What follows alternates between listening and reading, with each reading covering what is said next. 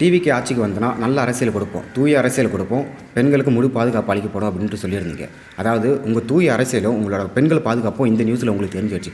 உங்கள் அண்ணன் ஜெயிச்சு இன்னும் 2-3 நாள் கூட ஆகலை. உங்கள் அண்ணன் இன்னும் சைன் கூட பண்ணலை, இன்னும் பதவியேற்கவும் பண்ணலை. இன்னும் எம்எல்ஏலாம் முழுசாக நீங்கள் வந்து நாங்கள் தான் நிரந்தர எம்எல்ஏன்னு சொல்லிட்டு இன்னும் எதுவும் ஆகலை. இன்னும் நீங்கள் ஆட்சியில் உட்காரத்துக்கு இன்னும் 10-11 சீட்டு தேவைப்படுது. அதுக்குள்ளே நீங்கள் இந்த மாதிரி அட்டுரைகள் பண்ணால் இன்னும் 5 வருஷத்துக்கு என்ன பண்ணுவீங்க? எதை பற்றி நான் பேசிகிட்டு இருக்கேன்னா, சென்னையில் வட்ட செயலாளர் வந்து என்ன பண்ணியிருக்காங்கன்னா 10 வயது சிறுமிக்கு பாலியல் வன்கொடுமை கொடுத்து இப்போ கைதாகியிருக்காங்க. அப்போது இன்னும் உங்கள் அண்ணன் வந்து சீட்லேயே இன்னொன்று போய்ட்டு உட்காரல, இன்னும் சைனும் பண்ணலை. நான் தான் முதல்வர்னு சொல்லிட்டு சைனும் பண்ணலை. அதுக்குள்ளே நீங்கள் வந்து வட்ட செயலாளராக இருக்கக்கூடிய தினேஷ் அவர்கள் வந்து இப்போ கைதாகியிருக்காரு. அப்போது நீங்கள் இன்னும் சிஎம் சீட்லேயும் போகல, இன்னும் ஒரு பொசிஷனுக்கே வரல. நாங்கள் தான் பவரில் இருக்கிறோன்னு சொல்லிட்டு பவருக்கே வரல. பவரில் வர்றதுக்கு முன்னாடியே வந்து நீங்களே நினச்சிட்டு இது மாதிரி வந்து வன்கொடுமை செஞ்சுட்டு இருந்தால் இன்னும் 5 வருஷத்துக்கு நீங்கள் என்னெல்லாம் பண்ண மாட்டீங்க? டிவிக்கு தொண்டர்கள் எல்லாருக்குமே தான் இந்த வீடியோ. உங்கள் அண்ணன் வந்தால் நல்லாயிருக்குன்னு சொல்லிட்டு நம்பி ஓட்டு போட்டிங்களே, அவங்க எல்லாருமே தான் பார்த்து நான் கேட்குறேன்.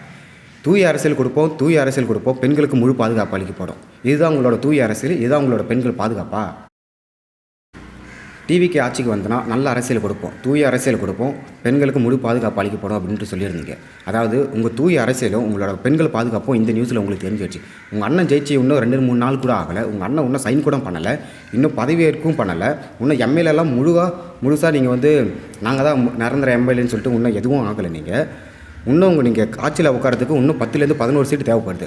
அதுக்குள்ளே நீங்கள் இந்த மாதிரி அட்டுரைகள் பண்ணால் இன்னும் 5 வருஷத்துக்கு என்ன பண்ணுவீங்க?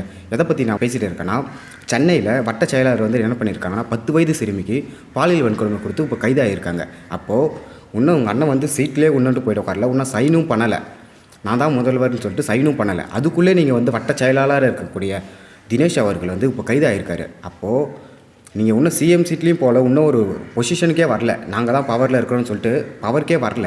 பவரில் வர்றதுக்கு முன்னாடியே வந்து நீங்களே நினச்சிட்டு இது மாதிரி வந்து வன்கொடுமை செஞ்சுட்டு இருந்தால் இன்னும் 5 வருஷத்துக்கு நீங்கள் என்னெல்லாம் பண்ண மாட்டீங்க?